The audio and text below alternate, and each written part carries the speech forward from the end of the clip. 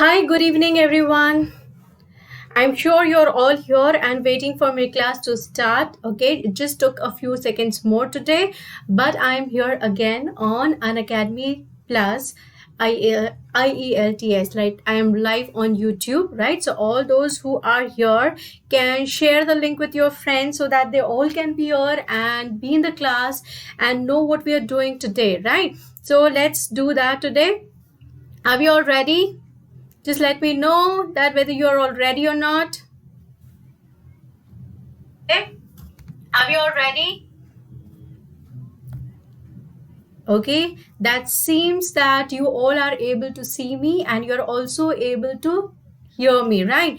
So good evening and welcome once again. So what are we going to do today? First of all, a grand welcome from Unacademy Plus. Let's crack it. And what are we doing today? Of course, okay, well, we are going to talk about 10 fillers for speaking, and this class is going to be about how to use fillers in your speaking sentences, right? So this is what we are going to do today. So for that, what you need to do is you need to subscribe to Unacademy Live IELTS. So there's a bell button. Please click on the bell button and subscribe to the channel so that you get the notifications that whenever I am live, you will be getting to know that I am live, right? So let's start with the topic. And of course, what you're going to do, all of you all do, is that you're all going to comment your answers that you know very well exactly. So 10 fillers for speaking. And why do you need fillers? First of all, you need fillers because you have to buy time, right? And why do you need to buy time? You need to buy time when you, in the speaking test, if you exactly, it's so impromptu that you need to look for an answer, think of an answer. Sometimes you know the answer very quickly, but sometimes you need a few seconds to just think about the answers. So that is the time when you need to buy time. As Pachu yesterday rightly said, that there are used collocations and fillers are used to buy time. Okay, so again, this word so in itself is a filler, right? So how do you do that? First of all, you need to practice. You will comment and I shall definitely reply that you all know. You know the rule of the class exactly. And first of all, let me tell you a few things. First, I'll go with the class and then I'll tell you more about myself. So this is Manisha Angre and let's join my class today. So the first thing that I want to tell you all, the first thing that I want to tell you is, before I start with the class, of course, fillers are not a very good idea. I don't suggest them too much unless I know that the student will require it. So fillers should be used only in certain cases. You cannot overuse them, overdo them.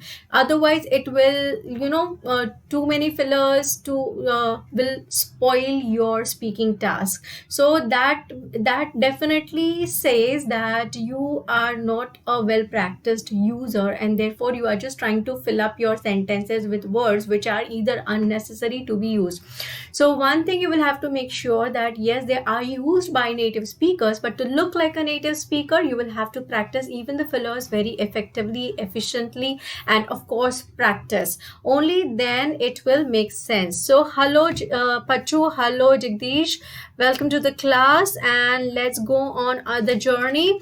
First word, the first filler that I am going to, okay, so the first part of my session today is going to talk about formal ways of using fillers, like in the formal conversation how to use fillers, and the next part is all going to be about the informal fillers. Now why they are formal? Because they do make some sense. Now the first thing, when you want to buy time, when you want to say I never thought about that, okay, so you could come across a question, the interviewer asked you something that you had never thought about that, so you need to think about that, right? So you can use this, I never thought about that.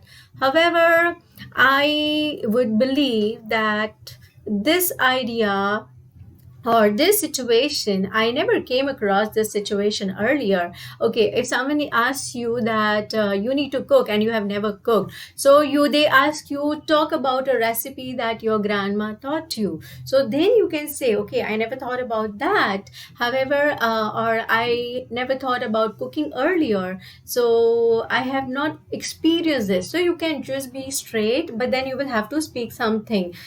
I'm fine, Ben. Hello, how are you? And welcome to the class. It's a very short class, just a 15 minutes, so you'll have to be pretty quick. So anything that comes to your mind, please keep commenting about the sentence. So the first one is, hey, I never thought about that, right? So that was the first thing to say. Next thing to say is, that's a good question, I think. Okay. And the other thing that I would want to say, that these two fillers should be used in the beginning of the sentence, not somewhere in the middle of the sentence, because that is when you are taking some time. Okay, the question has come to you and that's what you want to say. Okay, that's a good question, I think. So this is when you want to say like this, that's a good question. When do you say that's a good question? You say that's a good question when actually you don't know the answer of it, right? So it is just another way of saying that I never thought about it. Okay, so you cannot use I never thought about it every time. So you need to use another filler, and the other one over here is, that's a good question. I think this problem can be sorted out with the help of the government. So this is not saying that it's a tricky question. And whenever you say all of these, use expressions the way I am doing over here. So when you use expression and then, okay, that's a good question, I never thought about that earlier. So when you say that, you have to make sure that you say it a little slow. So when you say that little slow, of course, you have enough time, ample of time to think about what you're going to say further, right? Am I right, Ben and Jagdish and Pachu? Cool, right? Yes, I do remember the names of my students who are regular to my class. Yes. Next one. So the third one I am coming up over here is, I would imagine. Now, what is the meaning of this phrase, I would imagine? I would imagine, so it is imagining. So you have not been into this situation earlier. No one has even asked you this question earlier. So because no one has asked you this question, you have never imagined, you have never thought of this. So I never thought of this, right? It is very common for me to say, I never thought of this. Okay, I never thought of this. Well, I would imagine. So another way of saying the same thing is, I would imagine. So see, I never thought of that, right? Or I suppose, or I think. So a different way of saying the same thing, I would imagine. So that is how you can say the same thing. So I would imagine Singapore is a very neat place, and it's a very vibrant place to stay. So because I have never been to Singapore, so I cannot comment much about it, but then I would imagine. So that is to say that I guess so. It is a very neat place to stay. It's a vibrant place to stay. So on, right? So do you have anything that comes to your mind? If yes, do comment. Yes. Ben, do you have anything to say about it? Right? I would imagine you are trying to answer me, right? Okay, so that was third. Let's go and understand the fourth one. Basically or actually, right? Now, basically and actually are to be used when you are talking about more, there is something that is pretty correct about you, though you are making an assumption, but it's still pretty correct. It's not just that you are just making up. So you have, hello Pacho, very short time, we have to be very quick, right? So when do we use say basically I like, basically I like means if you don't know whether people like or not, but then I like, okay, I would say basically I like Bollywood movies, but nowadays I also have I have an affinity for the Gujarati movies. The new Gujarati movies are awesome too. So basically, you like something, but now you like something else too, right? So actually, I would prefer continental food over traditional food, but if I am with friends, I also go for traditional food, or I would go for traditional food with my family. So that is how you say. And the way I am saying basically and actually, I am saying it quite slowly. Hello, everyone. I don't know who has joined because I cannot understand the name, right? So basically, India is a wonderful country, or basically, a lot of students apply to US, right? Actually, a lot of people apply to US. So these are the ways of using fillers in your sentences. Basically, I'm professional medical practitioner, but actually I am not. Okay. Now this is very contradictory, but you are or you are not. I did not get it. So they are not contrast basically. Basically, they are not contrast. Okay. And let's go and understand what our last word for the day is. To be honest, I love teaching. And that's the reason I am on Unacademy, and I am now on YouTube, and you will find me on special classes. So to be honest, I love teaching, and that's the reason I became a teacher. I did not become a teacher just because I accidentally got into it.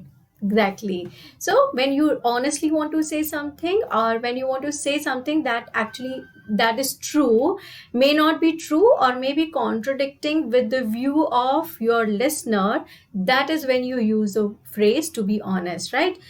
I am food technologist. Wow, that is wonderful. Wow, I was talking about the same thing earlier, right? Basically, I like continental food. That's what I said. Okay, so food is what we were talking about today. So to be honest, I love cooking, and that's the reason I cook for the family. Though I can afford a cook, I love cooking. That's what I would say over here. So these are the first 5 phrases for the day, and as you know, I am going to be live again at 6:30 when you will see my session again. So right now, let me tell you, if you wish to practice more, do subscribe to the channel and click on the bell button and subscribe to the channel to get all the updates and views, updates about the classes whenever I'm going to be online, right? And another thing, do remember my code if you like my classes, and if you want to be a student of Unacademy, do use my code Angre. And why Unacademy Plus? We all know that its fee is quite nominal. Next, we all know that any professional, any working professional here can attend the class at any point of time and at any place. No physical classroom or commuting is required. Recorded lectures are available for viewing, and unlimited hours of lectures you can attend in a day. So, but why don't you join Unacademy? Why don't you take my subscription? Yeah, and you can get a number of benefits. And if not you, why don't you suggest your friends who are preparing for the examinations to be online? And I think you are liking our classes here, right? And best educators are here on Unacademy to guide you through the classes, and there are doubt clearing sessions and weekly quizzes in the paid sessions. So the paid sessions are quite detailed. There are doubt clearing sessions in every third or fourth session is a doubt clearing session, so everything can be put up over there. And what I do is I do an ample of practice with my students, and I make sure that they write every essay in the class. I make them speak, I make them write, and I make them do everything in the class. So that's what Unacademy is all about. And another thing, of course, yes, that is what I'm going to tell you in the next session. And do be present in my next session, which is starting after 10 minutes again, and that is going to be the part 2 of this. Right now we did 5 words, and other 5 words I will be coming up in the next session. To get 8 bands in IELTS requires lots of English skills, and to get yes, of course it does, and that's the reason I am calling you all and inviting you all to be on Unacademy Plus.